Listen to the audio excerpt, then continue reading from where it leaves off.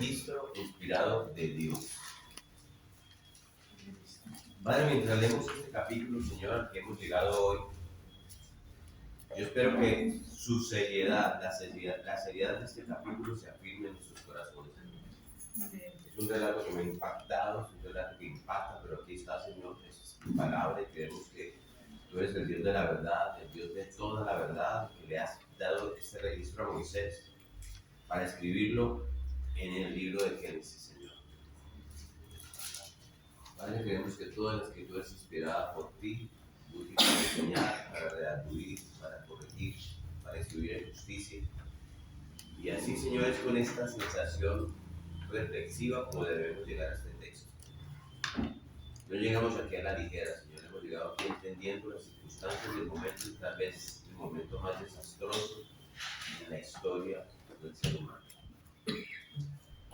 La magnitud de lo que vamos a leer aquí está más allá de nuestra comprensión.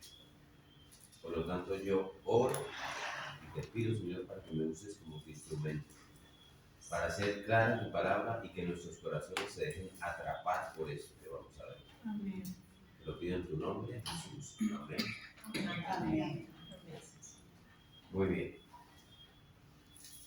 Llegamos. Yo creo que después de leer este capítulo, lo más seguro que vamos a ver es que sería imposible para cualquiera encontrar una escena en la Biblia en una escala mayor que esta.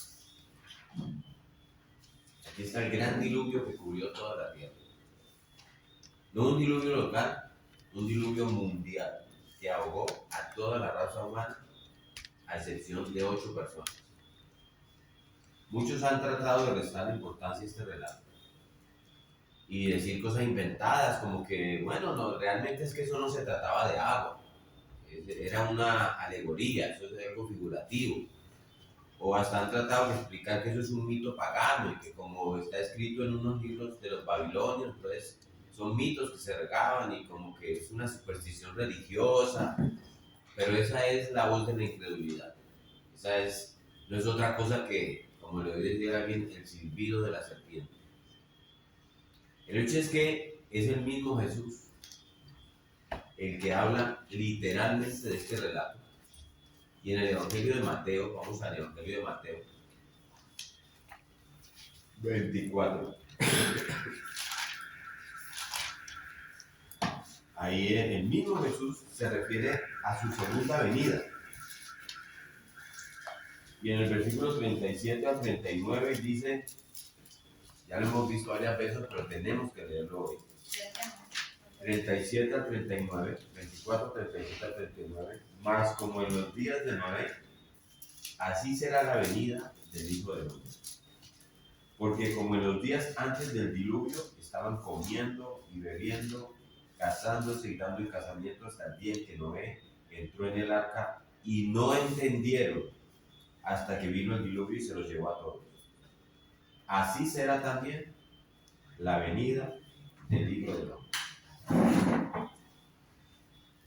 Así será la venida. O sea, Jesús construyó la doctrina de su segunda venida sobre el fundamento firme de un Noé real, histórico, de un evento específico que sucedió. Y si uno le quiere quitar a la Biblia la realidad del diluvio, la historicidad real del diluvio, uno tiene que quitarle literalmente todo lo que Jesús tenía que decir, porque entonces Jesús estaba diciendo cosas que no eran ciertas. El escritor de Hebreos habló de este diluvio y dijo que es real. Y vámonos a Hebreos 11:7. Ese gran capítulo del Salón de la Fama que nos ha servido de referencia para hablar de estos hombres del Antiguo Testamento y de su fe. Y que lo hemos visto. ¿Qué dice el escritor de Hebreos en el capítulo 11, versículo 7? Alguien que nos lo lea. Por la fe, Noé recibió una advertencia de Dios sobre algo que aún no se podía comprobar. Respetó la advertencia de Dios y construyó un barco muy grande para salvar a su familia. Con su fe, Noé demostró que el mundo estaba equivocado y así recibió las bendiciones del que agrada a Dios. Y Pedro que fue si no el principal, uno de los principales apóstoles de la iglesia primitiva, el gran predicador pues, del día de Pentecostés, cuando él escribe su primera carta, leamos lo que escribe él en la primera carta, en el capítulo 3, versículo 20. Primera de Pedro 3:20. ¿Qué dice Pedro? Primera de Pedro, Sí. dice, esos que desobedecieron a Dios hace mucho tiempo, cuando Dios esperaba con paciencia mientras Noé construía su barco. Solo 8 personas se salvaron de morir ahogadas en ese terrible diluvio. Lo escribe Pedro también. No dice ninguna alegoría, nada. Eso que pasó. Y él escribe sobre un Noé real, en un diluvio que acabó con la raza humana. ¿Sí? Y por si fuera poco, él coge en su segunda carta y escribe más. Leamos en la segunda carta de Pedro, el capítulo 2, en la carta siguiente, en el versículo 5. Es un lenguaje más fuerte todavía de parte de Pedro. ¿Qué dice Pedro? Segunda de Pedro 2:5.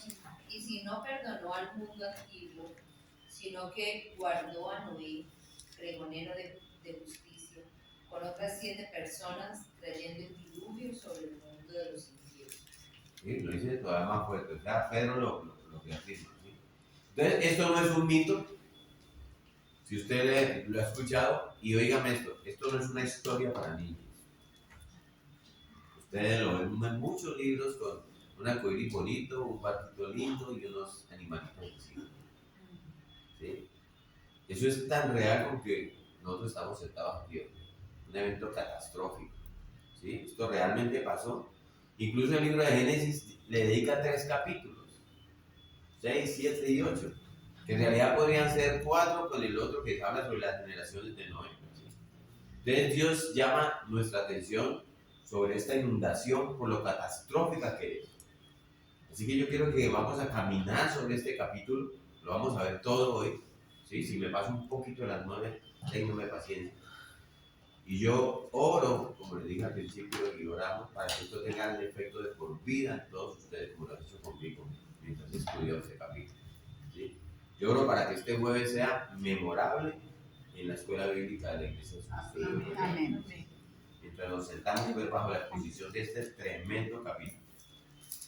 Voy a poner primero un video que me gustó, lo tengo ahí listico.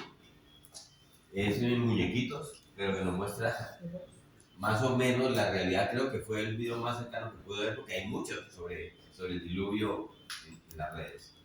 Entonces vamos a ver esto.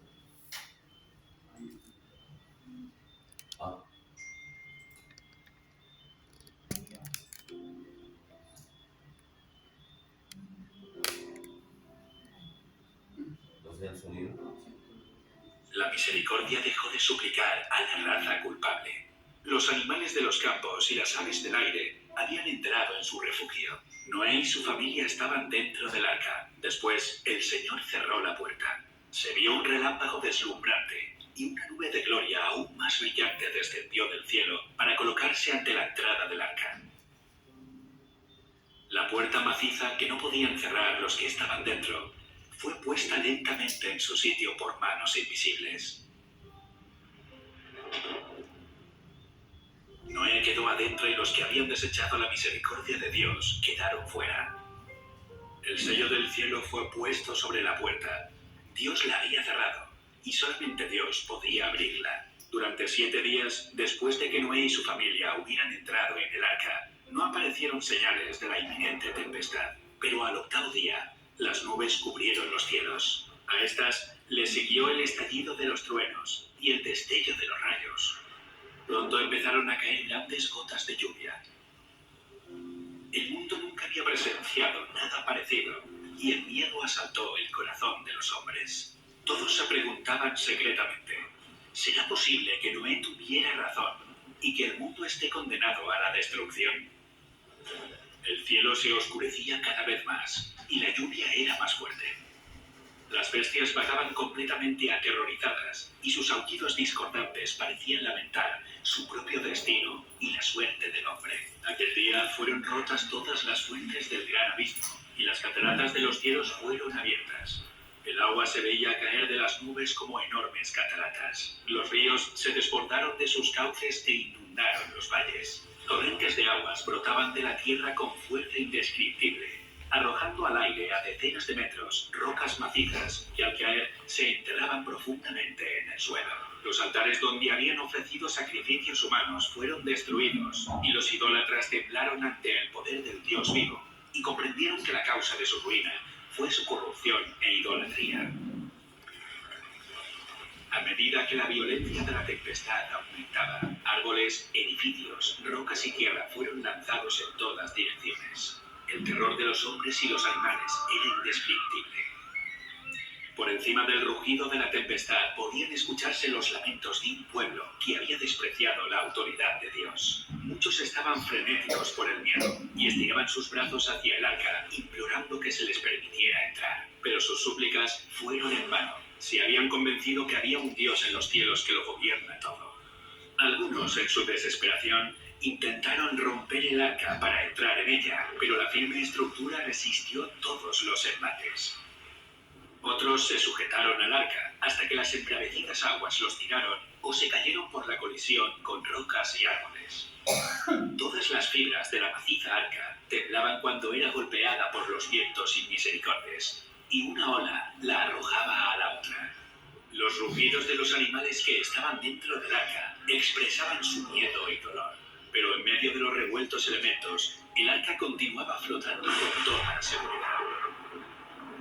Otras personas se ataron juntamente con sus hijos en los lomos de poderosos animales, sabiendo que estos eran tenaces para conservar la vida y subirían a las cumbres más altas para escapar del agua que se iba elevando.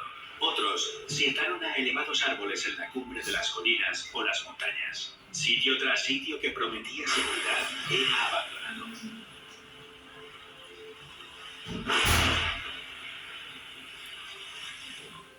A medida que las aguas subían más y más, la gente huía a las elevadas montañas en busca de refugio.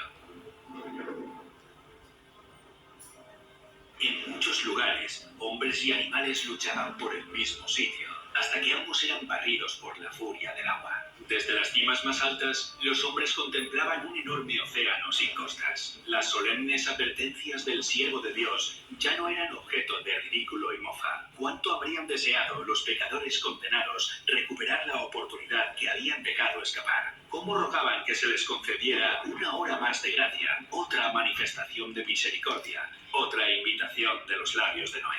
Pero ya no escucharían más la dulce voz de la misericordia. El amor, no menor que la justicia, exigía que los juicios de Dios pusieran fin al pecado. Las aguas vengadoras barrieron el último refugio, y los que habían despreciado a Dios murieron en las oscuras profundidades. Por la palabra de Dios, el mundo de entonces pareció anegado en agua, pero los cielos y la tierra que existen ahora están reservados por la misma palabra, guardados para el fuego en el día del juicio y de la perdición de los hombres impíos. Otra tormenta está por venir, y el pecado y los pecadores serán destruidos.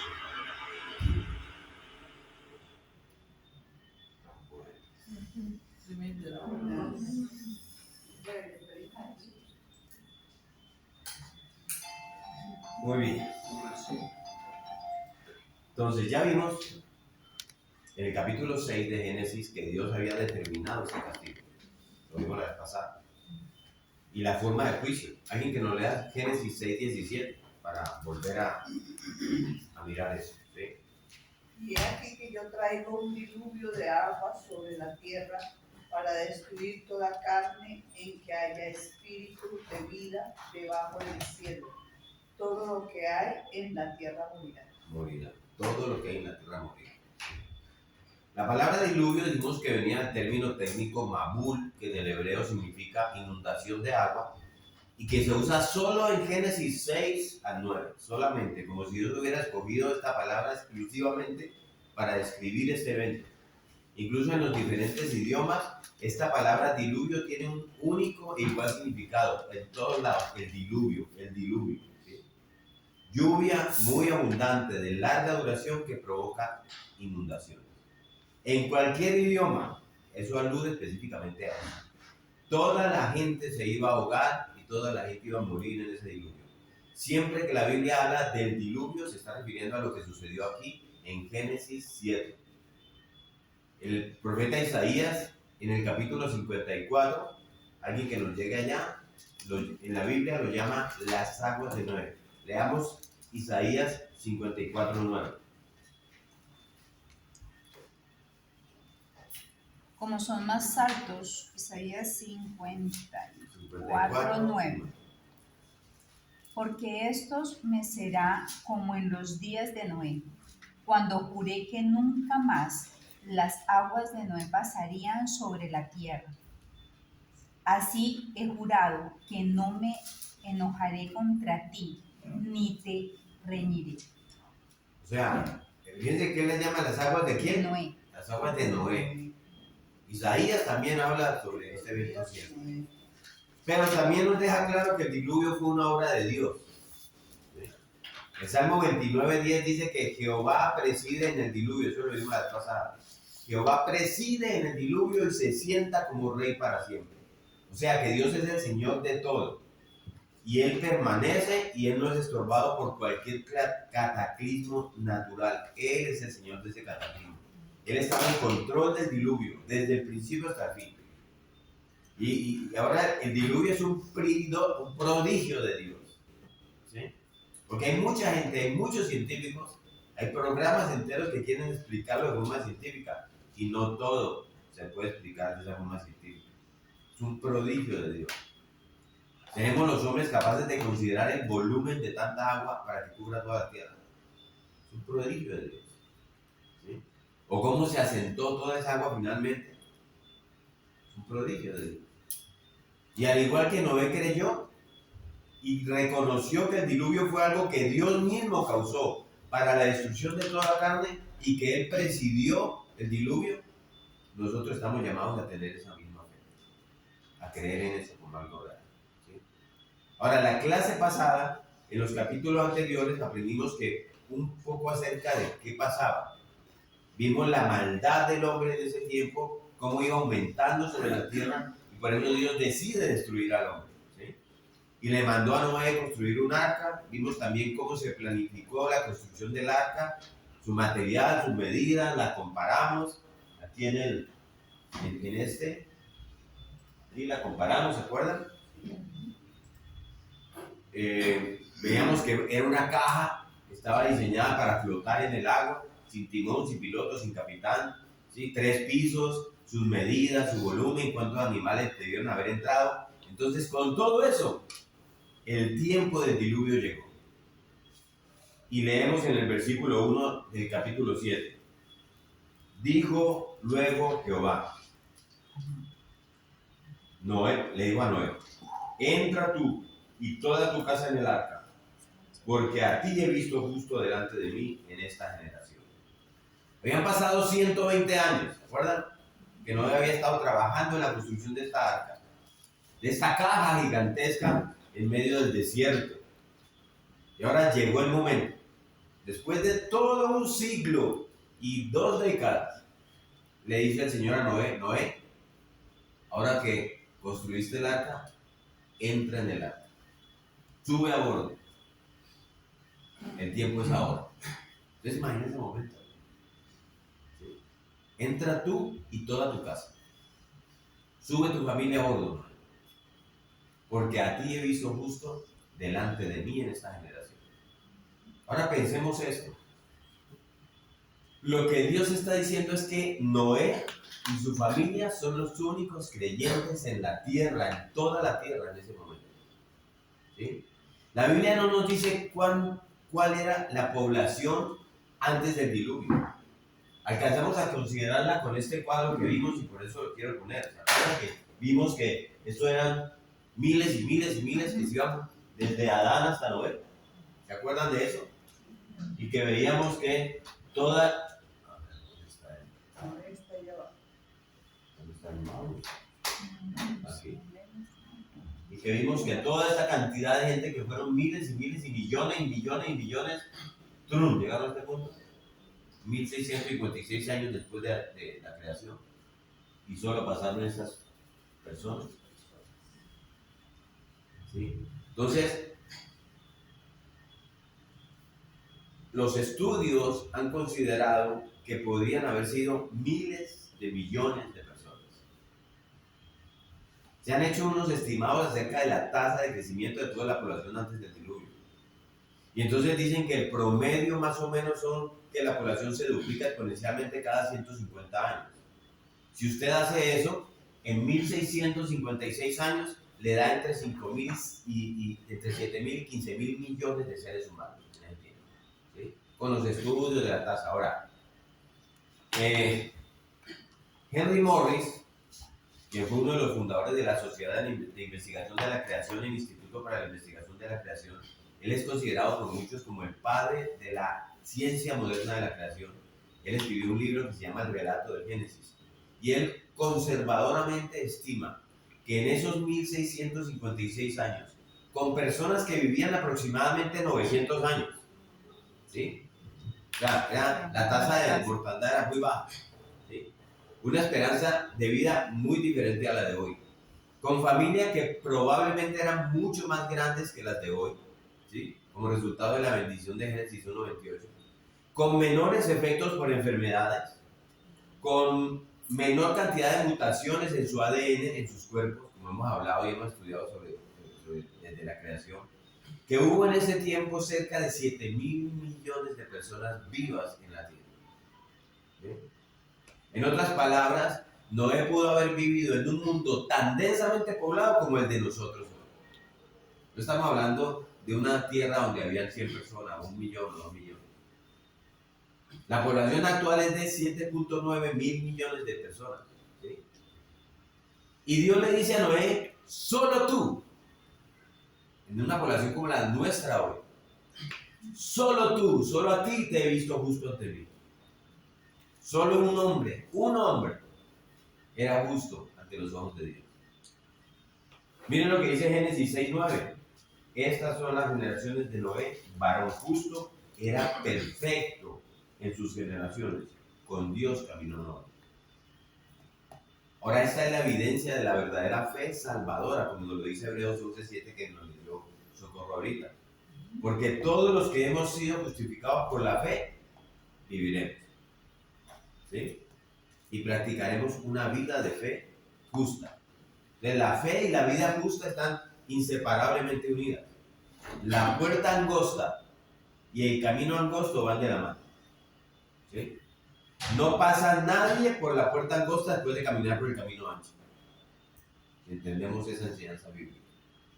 Entonces Dios le dice a Noé, yo he visto tu vida justa delante de mí, lo cual es una evidencia y un testimonio de que has confiado en mí, has puesto tu fe en mí, estás caminando conmigo. ¿Qué contraste con lo que nos dice el capítulo anterior en Génesis 6:5 de los demás seres humanos de ese tiempo? Mire que nos dice, y vio Jehová que la maldad de los hombres era mucha en la tierra y que todo designio de los pensamientos de corazón de ellos era de continuo solamente el mal. Toda la población humana era malvada, era depravada, era corrupta. Y Noé y su familia son como un diamante en una mina de carbón. Ellos son como un pequeño destello de luz ahí en la noche oscura de la historia humana, de ese momento. Así es como se destaca esta familia en esa generación, ¿sí? Y si usted piensa en esa sociedad y ve la sociedad y las generaciones de hoy, no estamos muy lejos de esa sociedad. La humanidad parece volver a esos caminos. Pastor, me llama la atención cómo hizo Noé para no contaminarse del pecado del mundo y cómo pudo crear, tener una familia que no se contaminara. O sea, bajo qué normas, qué principios estaban viviendo en esa época. Bien, allá vamos. Porque miren, solo pensar, uno se pone a pensar, nosotros los mayorcitos, 30, 40 años atrás, ¿sí? Cualquier persona de esa generación, y lo digo yo, puede decir que las cosas han ido cambiando y siempre han ido cambiando para empeorar, ¿sí? A pesar de la tecnología, el desarrollo, la civilización. El corazón del ser humano ha ido empeorando y cada vez más rápido, ¿sí? el amor de muchos se ha enfriado, como lo advierte Cristo. ¿Sí? Y el pecado está siendo aceptable. Está siendo aceptado. La gente está aceptando la maldad. La gente está diciendo que está bien abortar un niño. Es pecado el aborto. Es un asesinato. Pero nuestra sociedad lo acepta. ¿Sí? Está siendo aceptada la maldad de la perversión. Desde que yo tengo uso de razón, aquí me voy metiendo en una reflexión sobre nosotros. Desde que yo tengo uso de razón, está bien que un muchacho tenga relaciones íntimas con una chica, mientras esté protegido.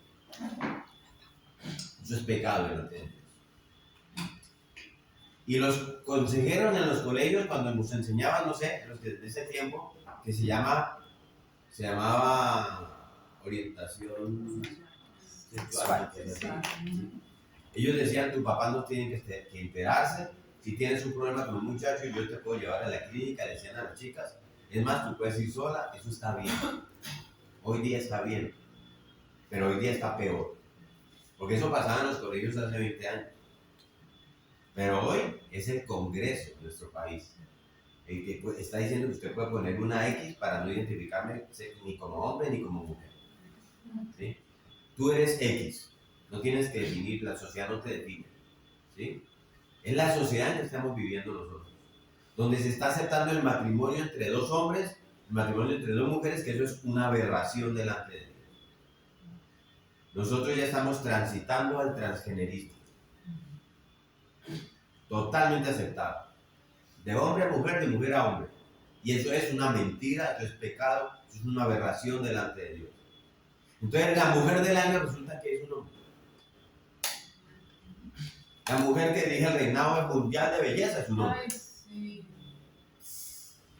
Y las mujeres que están ganando todos los deportes son hombres.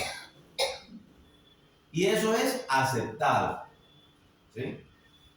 ¿Qué es una mujer? Le preguntaron a una juez de la Corte Suprema de Justicia de los Estados Unidos. Y ella dijo, no sé, no te puedo dar la respuesta porque no soy bióloga. Una respuesta tan absurda de una persona supuestamente altamente preparada, una juez de la Corte Suprema de Justicia, tratando de ocultar el verdadero motivo de su corazón, el pecado del hombre. Entonces vivimos en una generación maligna, perversa, y los creyentes no podemos aceptar eso. Que al mundo le parezca bien y que todos sigan la corriente es un hecho. Estamos aquí, Dios dice, estamos en el mundo, no somos del mundo, pero estamos en el mundo. Pero que un cristiano, un creyente también lo tolere. Y que un cristiano termine diciendo, bueno, la verdad yo respeto, es una elección válida para ellos, pues no hace daño, mientras no, yo respeto, mis amados, eso es levadura. Y un poquito de levadura leuda toda la masa. El cristiano tiene que ser radical. Miren lo que dice Filipenses 2:15. Vámonos a la carta de Pablo a los Filipenses. Capítulo 2, versículo 15. Se lo voy a leer. Filipenses 2:15. Para que seáis irreprensibles y sencillos, hijos de Dios, sin mancha, en medio de una generación maligna y perversa, en medio de la cual resplandecéis como luminares en el mundo. Ese era Noé. Y Pablo nos está llamando a que hagamos esa vida. ¿La mano por allá? Pastor, justamente hablaba con dos amigas, una que vive en Australia y otra en Estados Unidos. Y digamos que acá nosotros no lo vemos tan impresionante como todo lo que está pasando allá. O sea, en este momento en Estados Unidos están peleando los conservadores contra los que son más liberales por una ley que dice que los niños tienen la posibilidad de decidir desde que son niños el género y que los papás que se opongan a eso le pueden quitar los hijos. Sí. O sea, desde ahí yo digo, ya se perdió todo el tiempo. Y en Australia, por ejemplo, mi amiga está haciendo una maestría en trabajo social y ella me decía que en el pensum está todo lo que tiene que ver con género. Entonces les enseñan cómo deben de tratar a esas personas, que es lo que deben hacer, hasta personas que se creen perros. Sí. Está saliendo una ley que dice que el gobierno tiene que mantener a esas personas en Australia. que en España hay una mujer que está dedicada a que la pedofilia sea establecida como una ley y se pueda casar. Pero Esa es en una la correcta. reforma laboral hay un decreto que si un hombre se considera de género binario, entonces No, se mira. puede Pasar para no, se puede pensionarse. en la de la Por la mujer. de la Una mujer. locura, es que es un absurdo, ¿sí? ¿Sí? Entonces, miren, ¿saben qué? Nosotros no tenemos que ir muy lejos, porque eso es lo que vemos terrible. Pero tenemos que reflexionar nosotros, los cristianos, los hijos de Dios. Hay pecados que ya los hemos aceptado como normales. Y uno puede estar con amigos cristianos en borracheras y reírse de la emborrachada que nos pegamos. La borrachera es pecado. La sensualidad y el desenfreno de los sitios nocturnos que a nadie ya le ofenden. Normal, usted vaya, mientras usted esté con su esposo o su esposa, normal. Nadie se espanta por esas cosas, ¿sí? Y esas cosas son una aberración y es pecado delante de Dios que nosotros profesamos. Entonces tenemos que tener mucho cuidado con las cosas que permitimos que entren en nuestros hogares, por todos los medios, la televisión, los celulares, porque hay mucha basura, mucha perversión, ¿sí? Y el problema no está en la televisión, el problema no está en el aparato, está en lo que permitimos que entre en nuestro hogar por medio de esos aparatos. No sé si ustedes han pensado, y pueden pensarlo hoy, que el televisor es un altar en la casa, donde entran personas en tu casa, en tu intimidad. ¿Y qué crees que hacen? Aberraciones, fornicación, todo lo que uno lo ve es aceptable. Lo aceptamos. Bueno, pastor, pero es que eso es una actuación, no importa. Son expresiones de amor. Es más, él la engañó, por eso es que ella se lo hace, pero, y la novela. Todo eso está entrando en el corazón de los seres humanos, cristianos y no cristianos. Todo eso es aceptado. Es que no tenemos que ir hasta el transgenerismo para entender hasta dónde el pecado está en nuestras casas, ¿sí? Entonces, esas son las cosas que están convirtiendo sutilmente a nuestros hijos. Es necesario que nosotros nos mantengamos firmes en esta generación. Y yo sé que cuando yo digo esto, hay cristianos que llegan a cristianos que dicen, no, es que el pastor es como anticuado, ya tiene canas, es de otra generación.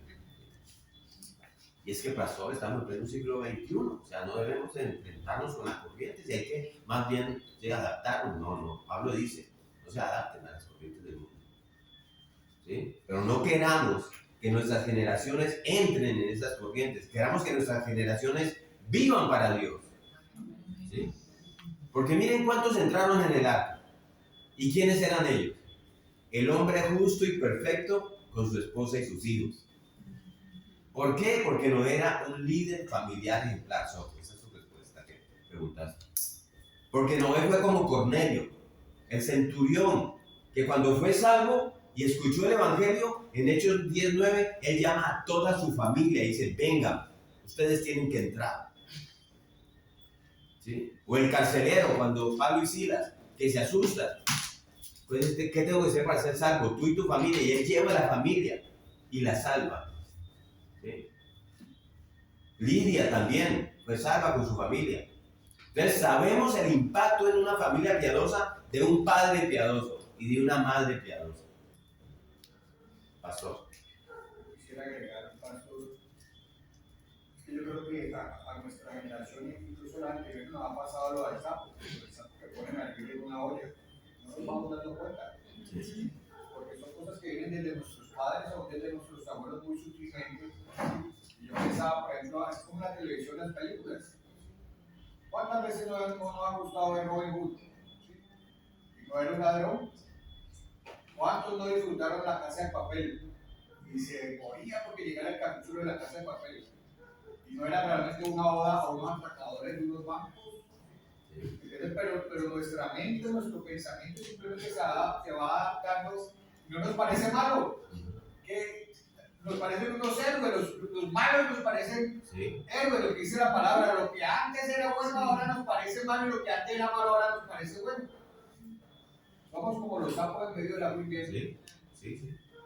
Entonces, cuando Noé construyó esa arca, no solamente estaba pensando en él, él estaba pensando en su esposa, estaba pensando en sus hijos y en las esposas de sus hijos. ¿Sí? Este hombre fue un hombre excelente delante de Dios, nos dice la palabra. Y sus hijos creyeron, fueron obedientes como familia. Y como familia adoraron después de salir del arca, porque eso lo vamos a ver más adelante. ¿Por qué no se salvaron los otros? ¿Por qué no se salvaron los parientes de Noé? ¿Usted cree que Noé no le predicó a sus sobrinos, por ejemplo? ¿Sí? ¿O no les habló a sus parientes? Lo tuvo que haber hecho. Lo que pasa es que, miren lo que dice Proverbios 22:6. Alguien que nos lea Proverbios 22:6. Eso no lo sabemos todos, pero pues hay que encontrarlo para darse cuenta. Es el que dice eso.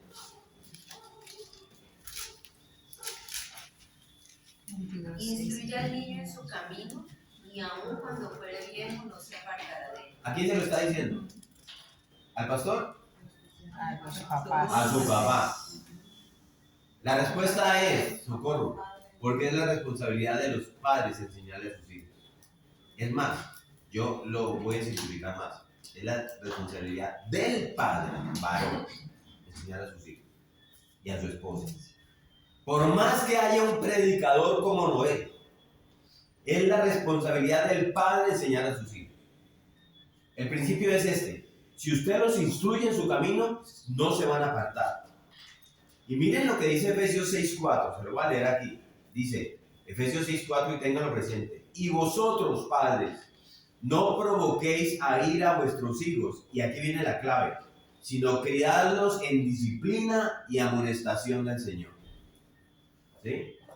Entonces, de una población de miles de millones de seres humanos en todo el planeta, solo Noé entró en el arca con su familia. Y Dios dice en el versículo 2: de todo animal limpio tomarás 7 parejas, macho y hembra. ¿Sí? ¿Me siguen ahí? Sí. Los animales limpios eran los que servían para el tipo específico de sacrificio que Dios quería. ¿Se acuerdan con Abel? Entonces, esos animales no eran para comer.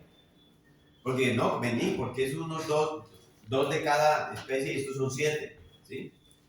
Recuerden que ellos no comían animales limpios. ¿Sí? Y muchos consideran, yo creo que debe ser así, que para ese tiempo incluso los seres humanos todavía tenían una dieta vegetariana. ¿Sí? Entonces, ¿para qué eran esos animales limpios?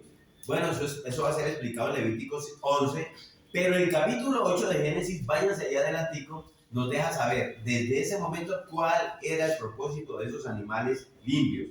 Génesis 8:20. Y edificó Noé un altar a Jehová y tomó de todo animal que limpio y de toda ave limpia y ofreció holocausto del altar. ¿Sí ven? Si hubieran tenido una sola parejita, los habrían extinguido en el sacrificio. ¿Sí? Y continúa el versículo 2. Más de los animales, 7:2, más de los animales que no son limpios, una pareja, el macho y su hembra. ¿Sí? Dice el macho y su hembra, es la de él. ¿Por qué siempre macho y hembra? Vámonos a Génesis 8:17. Ahí sabemos por qué macho y hembra. Génesis 8:17. Allá adelantico. Y dice: todos los animales que están contigo, de toda carne, de aves y de bestias, y de todo reptil que se arrastra sobre la tierra, sacarás contigo, eso es para decirles sal del arca, y vayan por la tierra y fructifiquen y multiplíquense sobre la tierra. Por eso era macho y hembra. Ahí está la explicación. ¿Sí? Pero más allá de esta distinción de limpio o impuro como un tema de sacrificio, Dios también lo que está haciendo aquí es que está haciendo una clara distinción entre lo limpio y lo impuro. Esto no es más que un efecto visual de cómo Dios también ha trazado una línea entre una vida limpia y una vida impura. Dios tiene todo el derecho de designar qué es una vida justa y todo el derecho de decidir qué es una vida injusta, y Él lo decidió en el momento del diluvio. Esta separación de los animales, eso es como una lección objetiva que Dios, como Dios soberano y santo, hace con una distinción como entre el bien y el mal, como entre la obediencia y la desobediencia, que es para Dios su prerrogativa, porque Él es Dios y Él es soberano. Y si nos vamos al versículo 3 del 7, dice: también De las aves de los cielos, 7 parejas, macho y hembra, para conservar viva la especie sobre la faz de la tierra. ¿Recuerdan que hablaba de aves limpias? También son 7 parejas, ¿sí? Vienen al arca también, con el propósito de ser usados, bien sea para el sacrificio o para la reproducción. Y el versículo 4 dice, porque pasados aún 7 días, yo haré llover sobre la tierra. 7 días. Entonces ahí uno se hace la pregunta, ¿por qué Dios dice que habrá 7 días más? ¿Sí? Y luego va a enviar la inundación.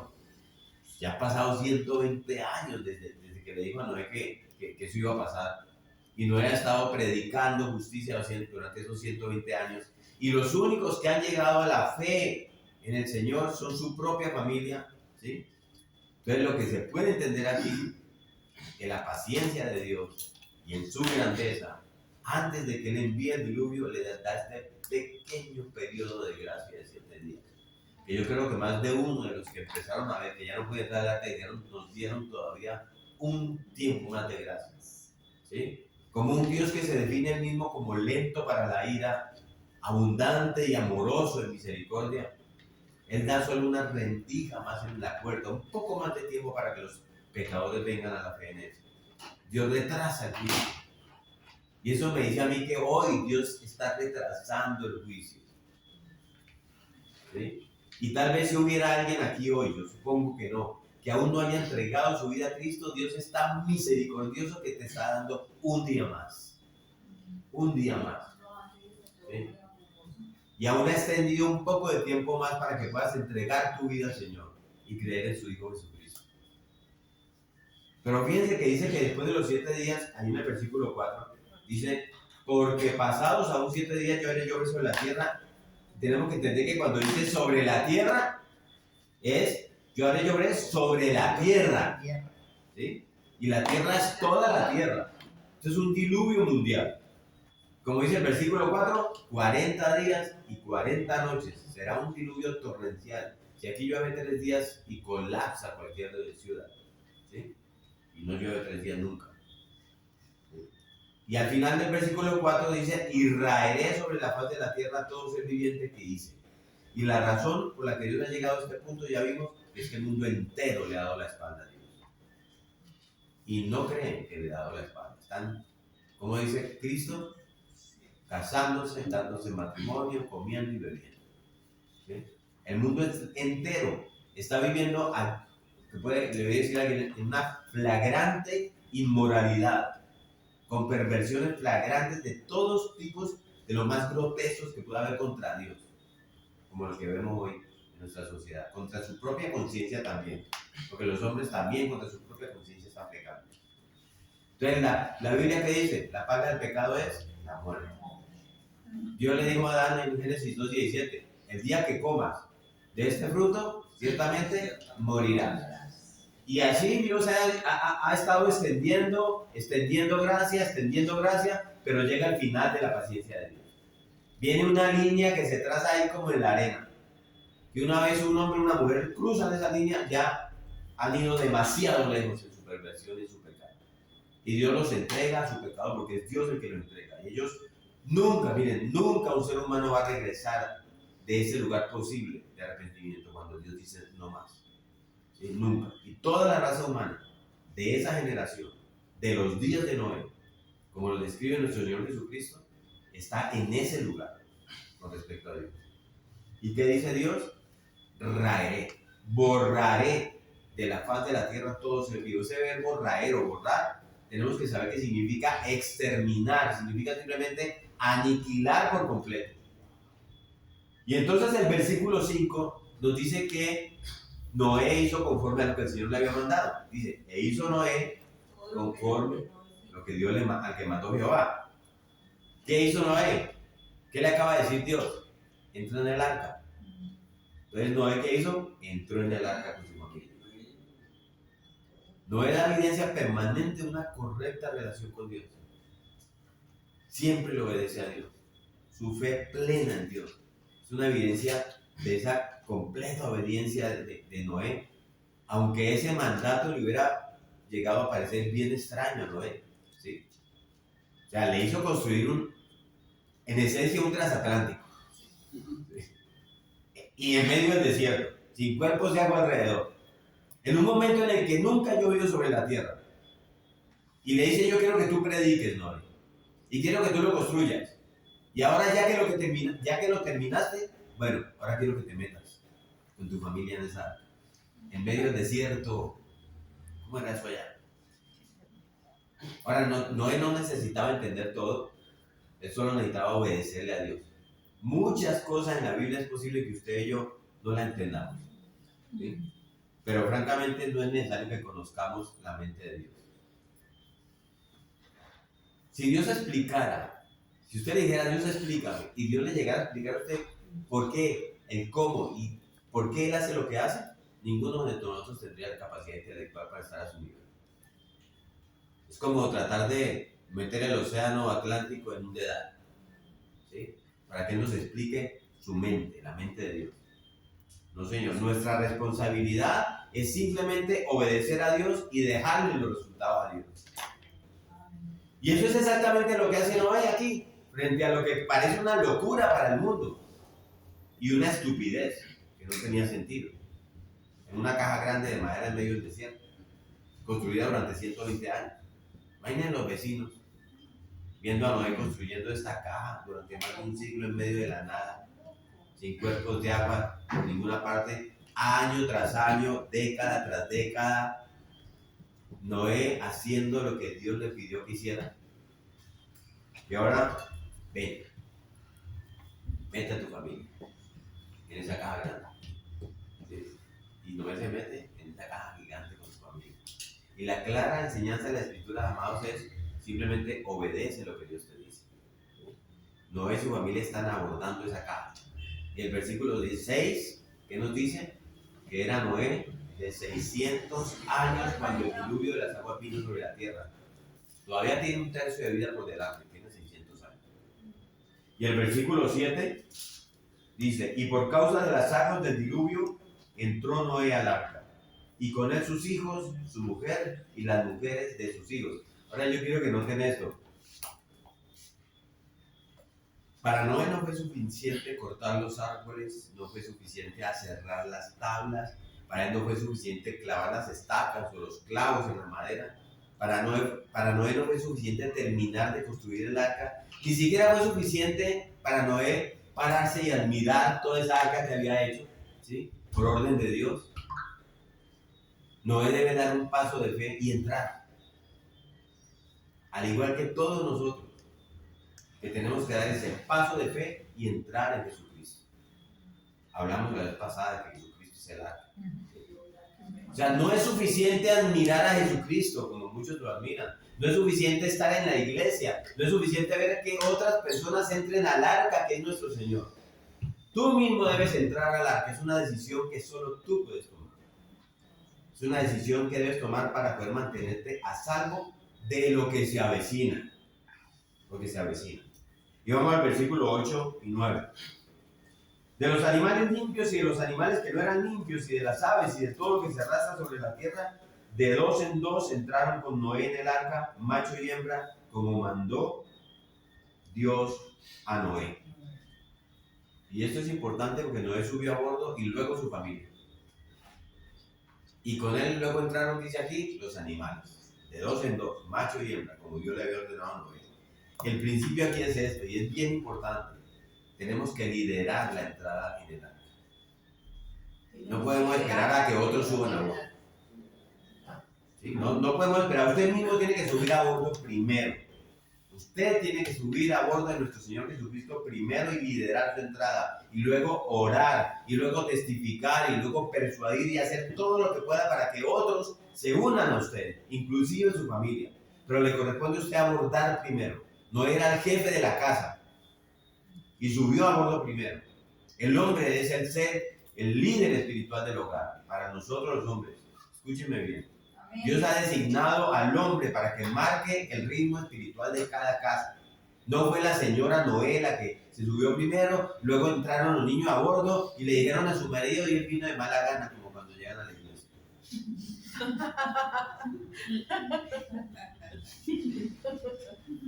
Noé marcó el ritmo en su casa. Él mismo subió a bordo y luego consiguió que su familia se uniera a bordo. y luego llegaron los animales. Eso es bien importante este principio. Y ahora empieza el diluvio, versículo 10. Y sucedió que al séptimo día las aguas del diluvio vinieron sobre la tierra. El periodo de gracia ha terminado, hermano. ¿Usted se imagina cuando termine el periodo de gracia ahora? ¿Sí? La raza humana ha llegado al punto de no retorno y las aguas del diluvio ahora comienzan a venir. Una inundación, una catástrofe global como el mundo nunca había visto, que sumergió todo el planeta Nada. Y el versículo 11 empieza esto también. En el año 600, versículo 11, de la vida de Noé, en el mes segundo, fíjense lo detallado, a los 17 días del mes. ¿Por qué todo este detalle de Moisés, de Dios? ¿Por qué el año y el mes y el día?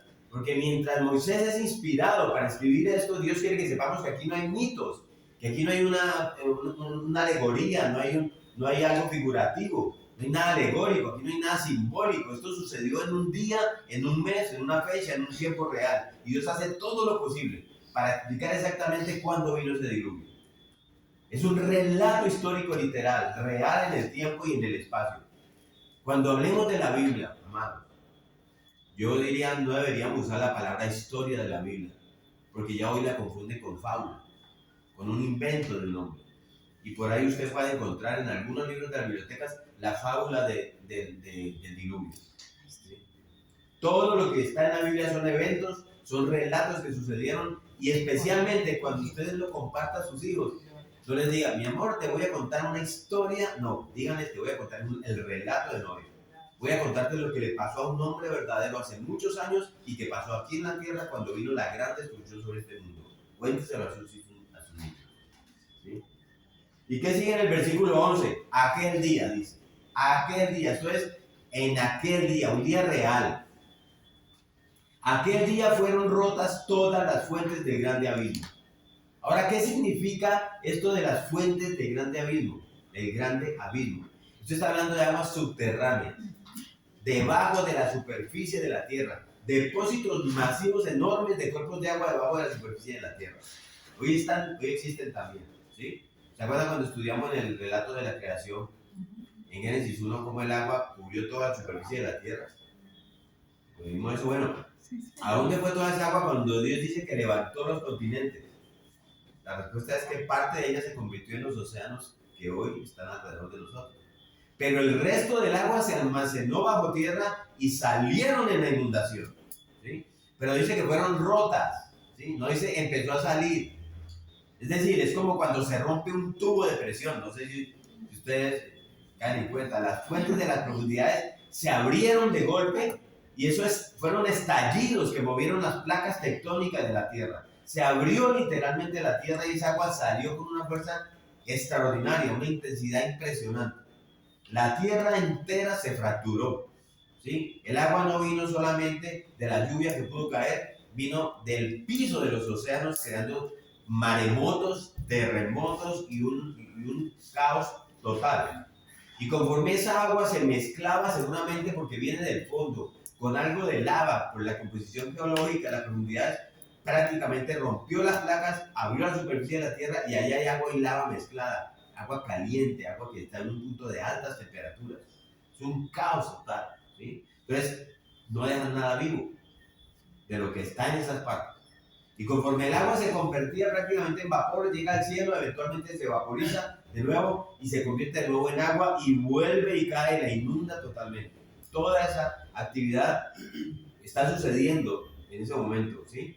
Y las placas tectónicas están chocando unas con otras, se está cayendo todo, está empujando las montañas, está cambiando totalmente la superficie de la Tierra, ¿sí? Por eso es que cuando los científicos, los arqueólogos estudian las capas sedimentarias, ellos se desconciertan y quieren entender por qué en algunos lugares está la capa más antigua y viene la capa más antigua y la capa más antigua y hay una capa más joven, y hay una capa más antigua y hay una capa más joven. Así pasa en la geología, ¿sí?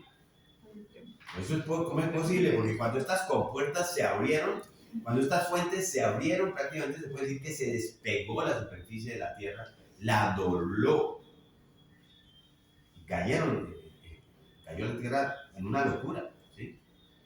Entonces invirtió el orden de las capas geológicas. Así que esto es masivo.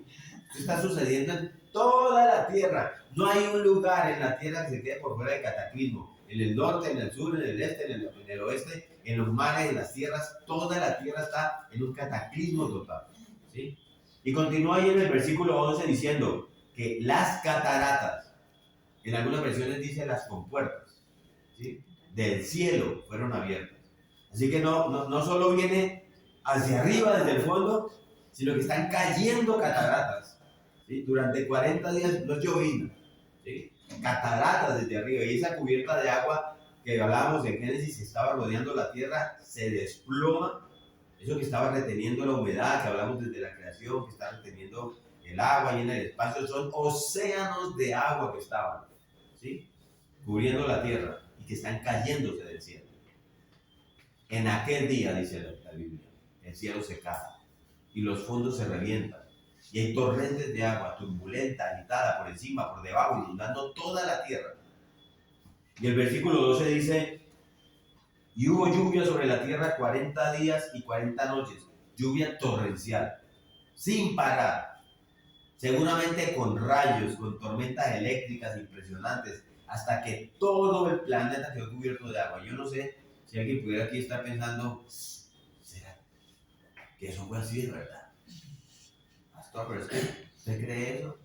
Pues déjeme decirle que claro que sí, yo creo eso, con todo mi corazón. Porque yo no puedo revisar mi Biblia y empezar entonces a arrancar las páginas sobre lo que realmente se adapta a mi sensibilidad y lo que no se adapta a mi sensibilidad. La palabra de Dios es todo o nada, ¿sí? Yo no puedo editar a Dios, yo no puedo silenciar a Dios, yo no puedo censurar a Dios. Eso es lo que Dios hizo y es algo alucinante, es la palabra, ¿sí? Pero si usted lo piensa, cada verdad de la Biblia es así, es igual de alucinante. Yo creo que la cruz, el momento de la cruz fue alucinante. Yo creo que el nacimiento virginal de Cristo es alucinante. La resurrección de Cristo es un acto alucinante explicado en la Biblia. La segunda venida de Cristo es alucinante. Yo creo que la eternidad con Dios, para siempre, de ustedes y de mí, es y será siempre algo alucinante, ¿sí? Toda esa verdad, más allá de nuestras pequeñas mentes, eso es un paso de fe. Y no creer en este relato bíblico no es más que la incredulidad en el registro de la palabra de Dios, y es prestarle atención al sonido cuestionador de la serpiente, ¿sí? Y entonces nos vamos al versículo 13 que dice, donde hay, o sea, en medio de todo eso vamos a ver la gracia de Dios, vemos su misericordia, su provisión para salvación y la liberación ejemplar para Noé y su familia. En medio de la ira, la gracia, ¿sí? Y entonces dice el versículo 13, y en este mismo día entraron Noé y Sem, Cam y Jafet, hijos de Noé, la mujer de Noé y las 3 mujeres de sus hijos con él en el arca, ¿sí? Eso es como repitiendo otra vez, ¿cierto? Lo que ya había dicho, ¿sí? Pero Dios lo que quiere hacer es muy específico en nombrar a los 8, ¿sí? Como diciendo, miren, yo quiero decirles de nuevo que Noé subió a bordo a toda su familia. Y señores, los señores que estamos aquí, me faltaron varios hoy. Ustedes y yo, como líderes espirituales de nuestros hogares, debemos asegurarnos de tener a toda nuestra familia a bordo de nuestro Señor Jesucristo. En Él. Nosotros sabemos que es algo que solo Dios puede hacer en el corazón, pero Dios trabaja a través de medios, ¿sí? Y a través de padres amorosos, a través de padres persuasivos que creen en el Evangelio. Y Dios necesita trabajar a través de todos y cada uno de nosotros para que todos nuestros hijos y sus esposas sigan adelante a abordar el barco de la gracia. Eso es lo que nosotros estamos viendo aquí, ¿sí? Tenemos que ser ejemplo para nuestros hijos, varones. Darles instrucción, disciplinarlos en amor, limitar las influencias del mundo a las que ellos están expuestos tanto, vivir lo que predicamos. Tengo que mirar a poquitos hombres acá, o somos poquitos. Y poner a Dios primero, ¿sí? Yo no entiendo hoy que el Señor me ha puesto en este caminar, de pronto antes, cómo padres quieren que sus hijos sean piadosos y ellos mismos no son el primer ejemplo. Hay un dicho que vi que dice, padres fríos, hijos congelados. Y hay otro dicho que dice, si usted quiere que su hijo crezca 1 centímetro, usted tiene que crecer 2 metros. Significa que usted, papá, debe ir más allá y ser el primero y el ejemplo a seguir en su casa. Si usted quiere que sus hijos conozcan a Dios, conózcalo usted primero. Que lo vean todos los días buscando a Dios. ¿Sí? No crean que sus hijos van a poner a Dios primero si usted no lo pone primero. No crean que sus hijos van a crecer amando la iglesia si usted no es fiel a la iglesia, por ejemplo. No crean que van a amar las almas perdidas si usted no ama las almas perdidas. Dice la Biblia en Deuteronomio 6, del 6 al 9, y aquí se lo voy a leer. Si usted está ahí, tengo que seguir. Deuteronomio 6, del 6 al 9. Y estas palabras que yo te mando hoy estarán sobre tu corazón y las repetirás a tus hijos y hablarás de ellas estando en tu casa, andando por el camino y al acostarte y cuando te levantes, y las atarás como una señal en tu mano y estarán como frontales entre tus ojos y las escribirás en los postes de tu casa y en tus puertas. Un mandato a los padres. ¿Cómo un papá le va a enseñar la palabra con pasión del corazón a un hijo si él no pone la Biblia en su corazón? Porque uno puede decir esto. Yo se lo digo a mi hijo mayor. Uno podría decir esto. Yo no tengo miedo de esta generación en la que están creciendo mis hijos. Porque al igual que en la generación de Noé, es horrible y perversa. Pero yo sé que mi familia ya entró en el arca. No tengo miedo. Eso es lo que deben decir los padres. Se los líderes de la casa. Fue esa fe la que salvó a Noé de su familia. Y fue esa fe la que impactó a sus hijos. Pero también fue esa fe, como dice Hebreos 11:7, la que condenó al resto del mundo. Y vamos al versículo 14 y 15 que dice, ellos y todos los animales silvestres según sus especies, y todos los animales domesticados según sus especies, y todo reptil que se arrastra sobre la tierra según su especie, y toda ave según su especie, y todo pájaro de toda especie, vinieron pues con Noé al arca de 2 en 2 de toda carne en que había espíritu de vida. Aquí solo quiero que recuerden esta frase que nos repite este versículo. Según su especie, según su especie, según su especie. 5 veces lo dicen estos 2 versículos. Y ese es un completo repudio a la falsa enseñanza de la evolución que ya lo hemos estudiado aquí en la creación. De que una especie se puede cruzar con otra repentinamente y convertirse en otra. No, señor. Los renacuajos no se convierten en seres humanos. Ni los gusanos se vuelven en monos. Todo es según su especie. ¿Sí? La vez pasada yo les decía que cuando salieron las parejitas del arca, ellos empezaron a evolucionar, pero en su propia especie. Los caninos se volvieron caninos, y los equinos equinos, y los ovinos ovinos, y todo eso según su especie, según su especie. ¿Sí? Entonces, ¿se imaginan ese desfile que dice ahí en el versículo 15? Vinieron de 2 en 2. Desfile. Todos alineados. Ese animalito. De 2 en 2. Ya habíamos visto la vez pasada que Noé no tuvo que ir a buscarlos, Dios los mandó. ¿Sí? Esto es soberanía de Dios. Que no es solamente los hombres y mujeres, sino también es soberanía sobre los animalitos, sobre todos estos seres del reino animal. Porque Dios tiene control sobre todos los aspectos de su creación. Nada se le escapa. Y lo que Noé nunca hubiera podido hacer por sí mismo, para que todos estos animales se alinearan, no pelearan entre ellos, Dios simplemente lo piensa y pasa. Está hecho. ¿Sí? Solito. Versículo 16. Y los que vinieron, macho y hembra, de toda carne vinieron como le había mandado Dios. Aquí está la palabra de Dios, que es la palabra Elohim. Dice, y los que vinieron, macho y hembra, de toda carne vinieron como le había mandado Dios. Ahí la palabra es Elohim, que significa el Todopoderoso. Y luego dice en el 16, y cambia el nombre, dice, y Jehová. ¿Sí ven? Le cerró la puerta. ¿Sí? Entonces, aquí lo que sí, Jehová es todo suficiente. Entonces, Moisés, ¿qué está escribiendo ahí? Para que sepamos nosotros. Que Dios, el Todopoderoso, y Dios, que es todo suficiente, es capaz de llevar a cabo prácticamente todo su propósito y su plan sobre la raza humana. ¿Sí? Incluso extendiéndose hasta los animales del planeta. Él tiene todo el mundo en sus manos. ¿Sí? ¿sí? Y a mí me encanta, que yo creo que todos ustedes también lo tienen que sentir así, cómo termina el versículo 6. Y Jehová le cerró la puerta. Dios acaba de cerrar la puerta. No depende de Noé mantenerse en el arca. Dios guardó a Noé en el arca y le cerró la puerta y lo mantuvo allí con su familia. Y eso aquí realmente representa que el poder preservador de Dios en tu salvación y mi salvación. ¿Sí?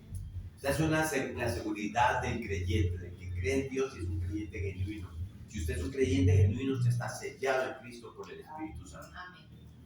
¿Sí? Como dice Efesios 1:13, no hay manera de que alguien pueda caerse de Cristo más de lo que Noé pudo haberse caído del arca, que no se cayó. ¿Sí? Spurgeon, este predicador inglés, dijo una vez que Noé se pudo haber caído muchas veces en el arca porque eso le movía mucho, pero nunca se cayó del arca. ¿Sí? El arca, él está seguro por la gracia preservadora de Dios. Y si usted es un creyente aquí hoy y aún no sabe esto, necesita saberlo. Usted está eternamente seguro en Cristo. Amén. Y así como Dios selló a Noé en el arca, te ha sellado a ti también. ¿Sí? ¿Y qué dice Romanos 8:35? Entonces, ¿quién nos separará del amor de Cristo? Ninguna cosa creada. Y esto nos lleva al versículo 17. Allá está la furia desatada. ¿Sí? Estamos en medio de todo lo que está pasando. El diluvio, tal como Dios lo había prometido. Es una promesa que cumple Dios. Y dice el versículo 17. Y fue el diluvio 40 días sobre la tierra y las aguas crecieron y alzaron el arca y se elevó sobre la tierra. ¿Sí? El agua levantó el arca ya. Con todas toneladas, ¿se acuerdan? Los miles de toneladas que pesaba. El arca se elevó sobre la tierra. Y es la misma palabra que se usa en Isaías 6:1 cuando él vio al Señor alto y sublime. Es esa misma palabra, elevado y sublime. El arca ahora está levantada de la tierra, de esa área estéril. Y se levantó, y se levantó, y se elevó, lo que significa se exaltó. ¿Sí? Fue literalmente Dios levantando a medida que el agua aumenta rápidamente y se están rompiendo las fuentes del abismo. Y el versículo 18 dice, y subieron las aguas y subieron las aguas. Esto lo va a repetir 3 veces. El versículo 18 dice, y subieron las aguas. Mire el 19 que dice, y las aguas subieron mucho. Y el 20, 15 codos más alto, subieron las aguas. Y el versículo 24, y prevalecieron las aguas. O sea, no había un grifo para cerrar. El agua está subiendo, subiendo, subiendo y prevaleciendo. ¿Sí? Y algo interesante es que esta palabra prevalecer se usa en el Antiguo Testamento varias veces para describir cuando un ejército poderoso desciende sobre su enemigo y lo destruye totalmente. ¿Sí? Como oleadas, implacables, devastando por completo al otro reino y derrotándolo. Esa es la misma palabra que se usa aquí. Entonces lo que dice es que estas aguas poderosas son como un ejército en marcha que ha venido a aplastar al planeta, ha venido a aplastar a la raza humana y a aplastar a todo el reino animal por su pecado contra el Dios Todopoderoso, contra el Dios Santo. ¿Sí? Y leemos al final del versículo 18 que y flotaba el arca sobre la superficie de las aguas. Ahí esa palabra flotar literalmente significa caminar. Entonces, apenas el arca se levantó y el suelo y flotó, ahora se empieza a mover como si estuviera caminando.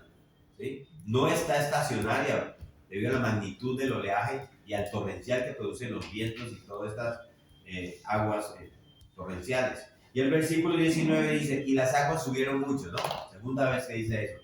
Y todos los montes altos que había debajo de todos los cielos fueron cubiertos, todos, o sea, no fue sobre algunas montañas, se elevó sobre las más altas de todas las montañas, toda una cantidad impresionante y extraordinaria de agua que se está derramando sobre la superficie de la tierra y nos muestra lo serio que Dios toma el pecado, lo serio que Dios toma la traición contra él y lo serio que Dios toma la violación contra su palabra. Dios solamente Dios con eso solamente está ahogando a la raza humana, no más está haciendo eso. Y el versículo 20, 15 codos más altos subieron las aguas. Otra vez, subieron las aguas, después de que fueron cubiertos los montes. El agua era 15 codos, estos son como 7 metros. Si usted tiene la Biblia en metros, debe estar diciendo algo parecido. 7 metros más alto que la montaña más alta. Ahí no entra nadie, ya nadie podía parar. ¿Sí?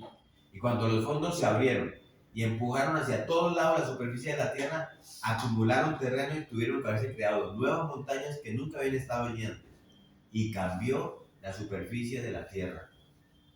Y los geólogos tratan de explicarlo y uno simplemente dice, papá, usted sabe, está explicado, Dios dijo por qué la tierra es hoy como es. Y porque antes, ¿se acuerdan cuando hablamos de que no, el jardín del Edén está, eso todo destruyó, el diluvio destruyó toda la tierra. La magnitud de la furia, de la justa ira de Dios contra toda la impiedad de los hombres. El Salmo 90:11 dice, ¿quién conoce el poder de tu ira? Y tu indignación según debe ser temida. Dice, Salmos 90:11. ¿Quién conoce el poder de tu ira? La respuesta es que nadie. Nadie, ni siquiera medio, puede llegar a conocer el poder y la intensidad del furor de la justa ira de Dios, que es desatada en el infierno por los siglos de los siglos.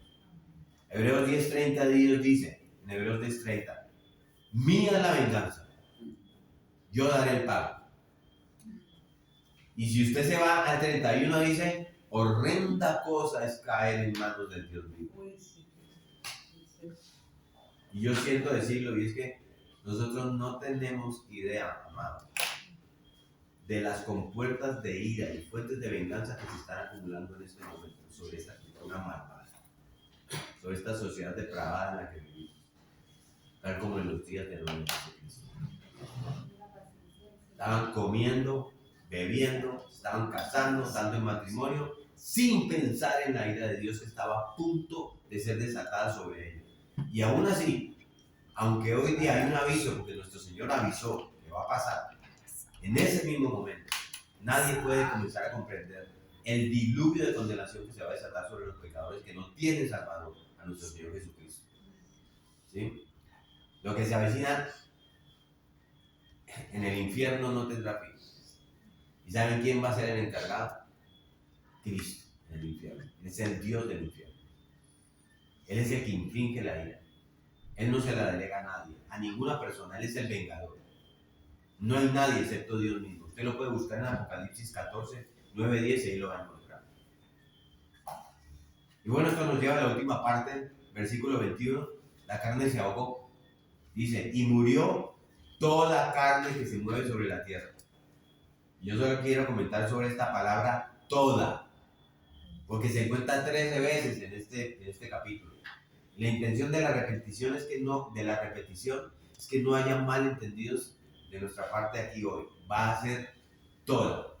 Fue toda, va a ser toda la raza humana. Va a ser toda vida animal. Va a ser toda la montaña. Va a ser toda la tierra. La devastación va a ser total y completa. Toda la humanidad. Y el versículo 22 dice, todo lo que tenía aliento de espíritu de vida en sus narices, todo lo que había en la tierra murió. Todo. No hay excepciones. No hay excepciones. A menos que esté en el arca. Nada sobrevive a menos que esté en el arca.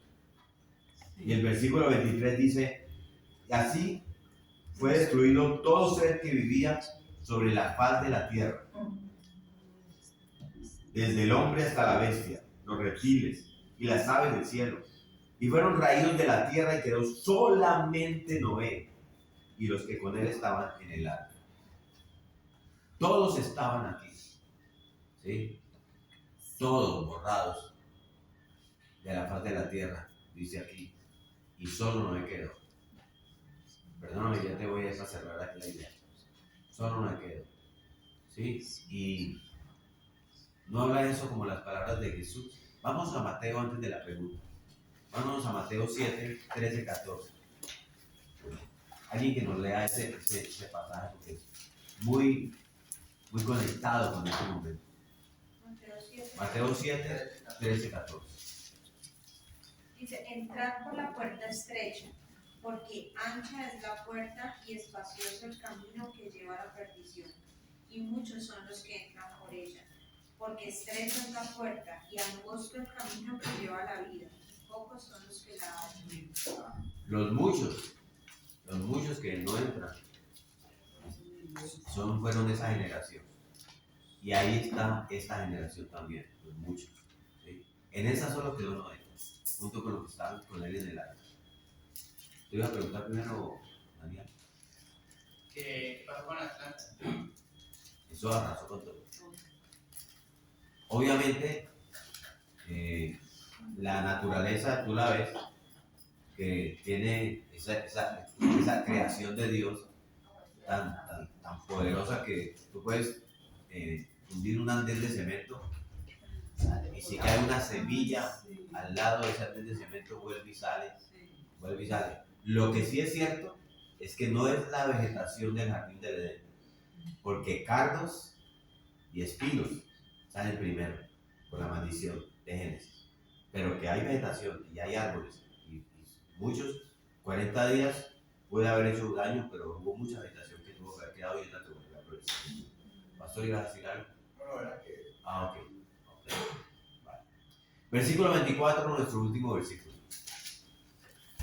Y prevalecieron las aguas, otra vez, ¿no? El hecho de prevalecer las aguas es que es solo la victoria completa para Dios, ¿sí? Y una devastación completa para la raza humana, que ha estado levantando su puño delante de un Dios santo.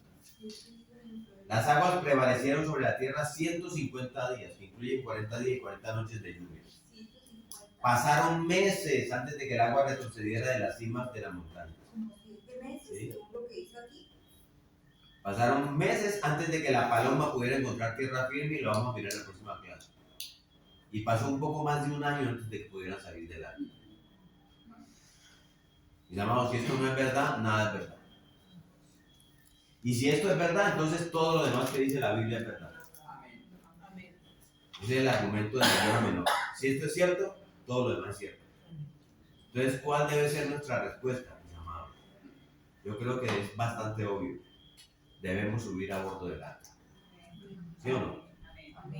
En 1 de Pedro 3:21 vamos allá otra vez. Porque ahí lo que nos está diciendo es que el arca es una imagen de nuestro Señor Jesucristo. ¿Alguien tiene la nueva traducción viviente? Yo. Bueno, Daniel, léenos en la nueva traducción viviente 1 de Pedro 3:20 y 21. Para entenderlo mejor. Con voz de trompeta.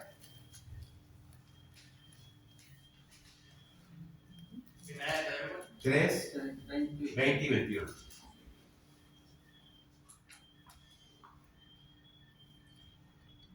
Esos que desobedecieron a Dios hace mucho tiempo, cuando Dios esperaba con paciencia mientras Noé construía el arca.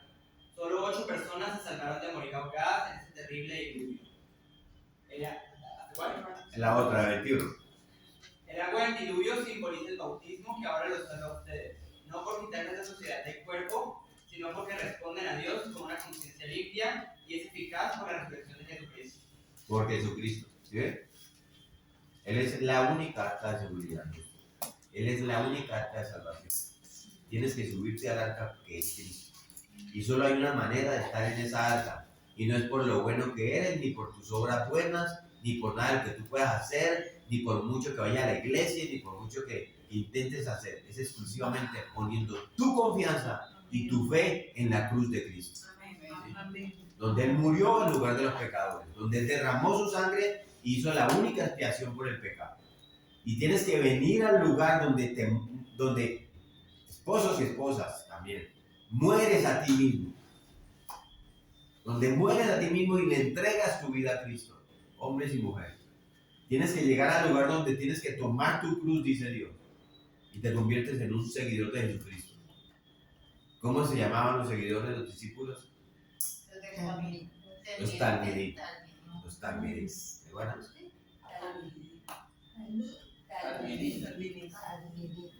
¿Sí?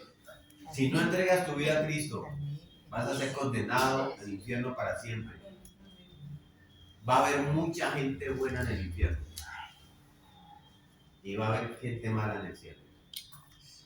Y venga, eso no me gusta, a mi hijo mayor no le gusta eso. ¿Por qué esa gente mala? Porque esa gente mala reconoció lo mala que era, pidió perdón, pidió misericordia de Dios y su Hijo Jesucristo, y creyeron en Jesucristo, y Jesucristo lo hizo entrar al arca. Porque Jesús ama tomar a las personas que han vivido en pecado como tú y como yo, para limpiarlas, lavarlas y ponerlas en un nuevo camino. Asimismo, el infierno está lleno de personas que se respetan a sí mismas que piensan que son suficientemente buenas como para no tener que hacer eso. Mis amados, súbanse al arca. No hay salvación en ningún otro nombre, porque no hay otro nombre bajo el cielo dado a los hombres por el cual debemos ser salvos. Amén. Amén. Padre, ¿qué capítulo este, Señor? ¿Qué relato este? ¿Qué evento? Como les decía mis hermanos, es alucinante. Nos abruma, Señor. Y esto deja un peso en mi corazón porque estoy pensando en hombres, mujeres, niños y bebés flotando sobre la superficie del agua, habiendo sido ahogados bajo la furia de tu ira, Señor. ¿Quién de nosotros comprende la furia que te pertenece, Señor? Esto a mí me hace atesorar, a todos nos hace atesorar más a Cristo. Señor, yo oro para que uses este mensaje para subirnos humillados, pero regocijados en Jesucristo. Oramos esto en tu nombre, Señor. Amén. Amén. Gracias. Pastor, le quiero decir aquí. Sí, Señor. Yo creo que este relato del arca, yo creo que voy a dar mi percepción por mi, además del amor y la misericordia de Dios, por supuesto. Pero yo creo que también nos deja ver que Dios es implacable. Y a veces nosotros o la humanidad se queda con que Dios es bueno y que Dios es bueno. Entonces, sí, en cualquier momento yo creo que el último golpe recita esa parte y no importa. Yo no creo, ¿cierto? Yo quiero preguntar ahora, ¿dónde dice que Dios le dijo a no hay que predicar? Yo no encontré un versículo donde Dios le dijo, vea, prediquen que esto se va a inundar. ¿Sabe por qué? Tampoco creo en el videíto tan bonito al principio que demoró toda cantidad de dinero tras subir en las aguas. Yo creo que es que cuando dice el versículo que se abrieron los cielos y abrió la tierra, eso fue un momentico. Porque Dios no va a decir voy a rayar la humanidad y se va a enamorar y se van a enamorar 15 años mientras se ahogan y sufren y gritan, ¿no? Cuando Dios determina algo, es algo que determina, ¿entendés? Cuando ya determinó que solamente 8 se iban a salvar, ¿para qué Dios le iba a decir a Noé, vaya a predique? ¿Qué tal entonces que el sobrino se hubiera arrepentido? Ay, sí, venga tío, déjeme entrar. ¿Qué iba a decir no bebé? Noé no le iba a decir como yo, Moisés, aunque sea hay uno más, déjelo entrar. Ya no estaba decidido a que era solamente 8, por eso también cuando la palabra dice que Dios no es hombre, ni hijo de hombre para que ni se arrepienta, es para lo bueno y para lo malo también, para lo malo que merecemos, pues me refiero. Entonces ya me interesa saber que Dios es implacable, que Dios, así como un Dios bondadoso, misericordioso, bueno, Dios también cumple sus sentencias, ¿me entiendes? Y eso nos tiene que también llevar, ¿cierto?, a tomar decisiones. No solamente por Cristo, sino por todas las cosas. El gran problema de los hombres, y perdón por las chicas que están aquí, han sido las mujeres. ¿Sabe por qué? Porque ellas, queriendo hacer lo bueno, han dejado que nosotros los hombres seamos unos cómodos, que simplemente dejemos cierto que hay que llevar a nuestra familia, todo lo que hablaba el pastor ahora en un principio, hemos dejado que sean nuestras esposas las que hagan una tarea que nos corresponde a nosotros. Por eso muchos hijos le creen a la mamá, pero no nos creen a nosotros, porque no estamos siendo, ¿cierto?, los hombres que Dios nos ha llamado a ser. Y a los hombres, yo sí quiero decir, a los hombres quizá nos toque, ¿cierto?, empezar a entender esa parte que es implacable. Porque vuelvo y digo, somos cómodos en saber, ¿cierto?, que mi esposa hace la tarea. Más cómodo en saber que la misma Biblia dice, ¿cierto?, que el hombre que no es creyente irá salvo por su esposa. Nos acomodamos más. Pero yo quiero decirles, miren, ese Dios de amor también es un Dios de orden, un Dios de disciplina y un Dios implacable. Que nosotros por pura gracia, y esa es la gracia, no hemos conocido la ira de Dios. Así que yo sí pienso que esta lección es algo que realmente debería llevarnos a los hombres y a todos a pensar con temor y temblor cuáles son nuestros pasos, ¿cierto?, delante de Él. Frente a esta generación. No entendí muy bien cuando usted dijo que habrán malos en el cielo y no entendí muy bien el reacción. Es esa terminación no le... Que es malo, y se arrepiente de su pecado, y le entrega su vida a Cristo, así sea en el último segundo de su vida, si es que no se arrepentimiento, pues se va para el cielo. Sí, pero entonces cuando digo que habrán malos en el cielo y buenos en el El infierno. Porque hay los que se dicen buenos, ¿cierto? Pero nunca aceptaron a Jesús en su corazón como Señor y Salvador. Usted, Dios mío, usted oye muchas veces que eres un hombre bueno.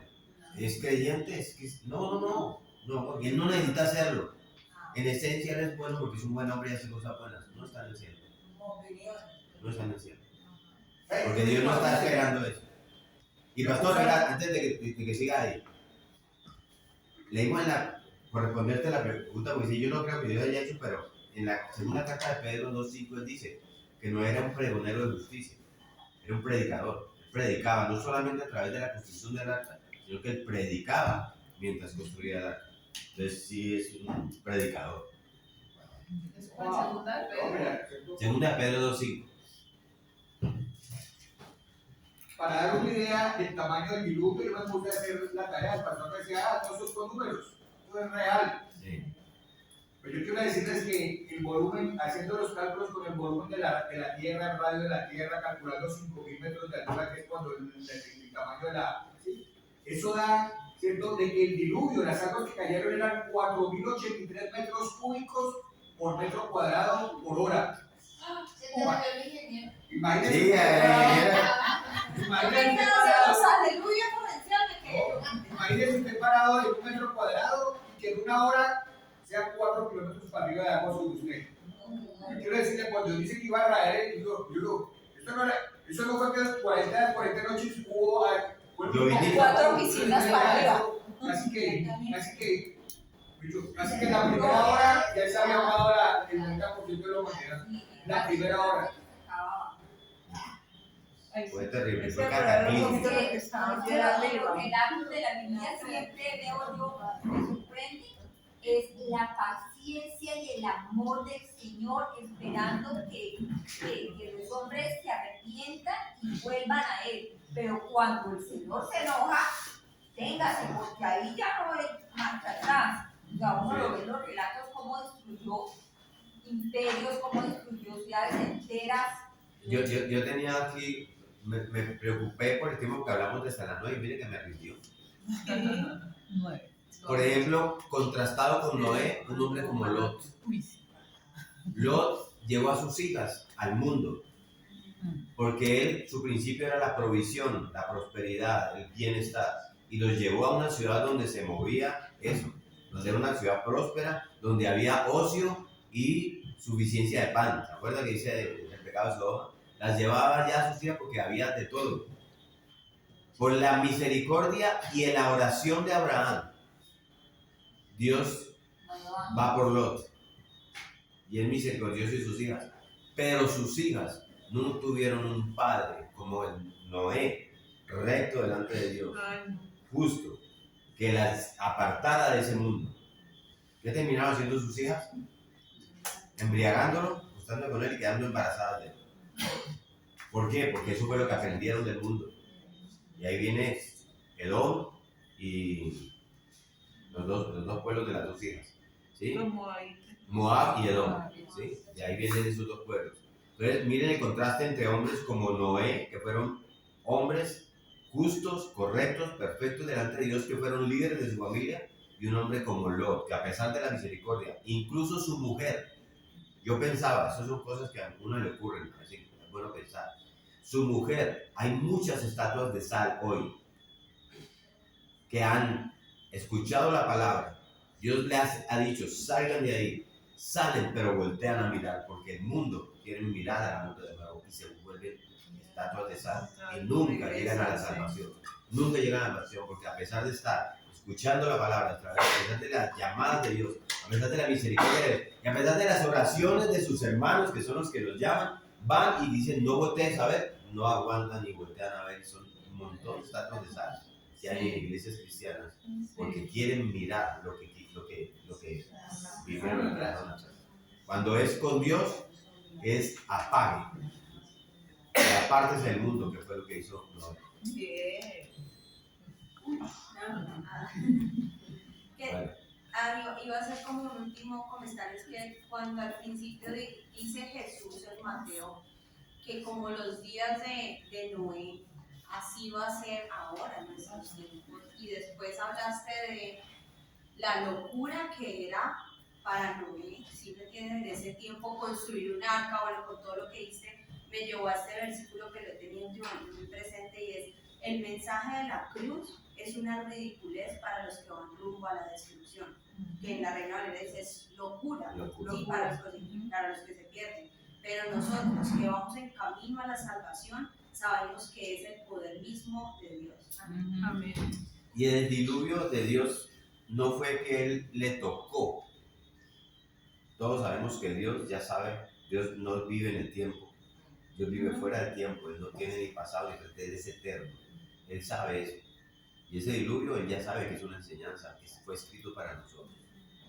Y eso pasó para esa generación y para la generación nuestra. Y Él nos está diciendo, oh, como en los tiempos de Noé, así voy a volver yo. ¿Sí? Ya no volveré con agua, sino con fuego y con destrucción total. Entonces, para mí es un pasaje, mire, yo después de estudiar y mirar esto y oír y leer y todo eso, yo decía, Señor, ¿cómo yo estaba con la imagen del barquito con elefanticos y jirafas, y caballitos y perritos, pensando en una fábula, porque como que, y el barquito de Noé, por Dios, esto es terrible. Es algo que tiene que calar en nuestros corazones y saber que es una enseñanza para nosotros hoy día, para saber. Pero así como dices que la destrucción, digamos, no será como tal como el diluvio, es lo mismo como decir, la predicación de Noé en ese momento era, venga, o sea, me imagino, si me entiendes, o sea, la predicación es que viene la destrucción, sí, arrepiéntanse, y nuestra predicación de hoy es la cruz. O sea, eso es lo que nosotros tenemos que predicar igual, o sea, arrepiéntanse y ven aquí que es, o sea, tu arca que es Cristo, o sea, la cruz para nosotros. Y subir la gente al arca, eso es lo que nos toca. Con Noé solamente fue él y su familia. Gloria a Dios, como leíamos la vez pasada, en la clase pasada, esta vez van a ser millones de personas posiblemente. No todos los que se congregan, pero van a ser muchas personas salvadas por él. Entonces Cristo va a venir por su iglesia. Solamente los que se hayan subido al arca. Cuando empiece Estefanía.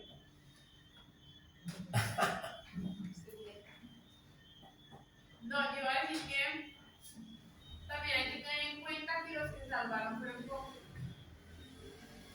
Les predicó a todos seguramente, pero no todos salvaron. Entonces una vez se mortifica, se frustra, porque la gente no acepta, porque la gente no va a la iglesia, porque la gente me escuchó y no pasa nada.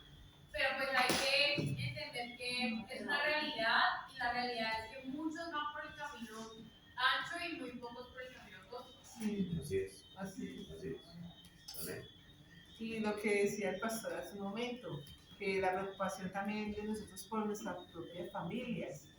Y a quién más le tratamos de testificar y hablar más sino a nuestra propia familia. Y es más fácil que nos escuchen o que sigan al Señor los de afuera, los amigos, que nuestra propia familia, y eso mantiene nuestro corazón pues ahí con mucho dolor, Sí. pero porque conocemos esta realidad, conocemos su palabra y queremos que toda nuestra familia se salve. Pero bueno, igual lo que le pasó pues a Noel, afortunadamente él sí le escuchó la familia, ¿no? Entonces sí, pues. Muy bien. ¿Listo? Entonces, cerramos. Gracias por venir.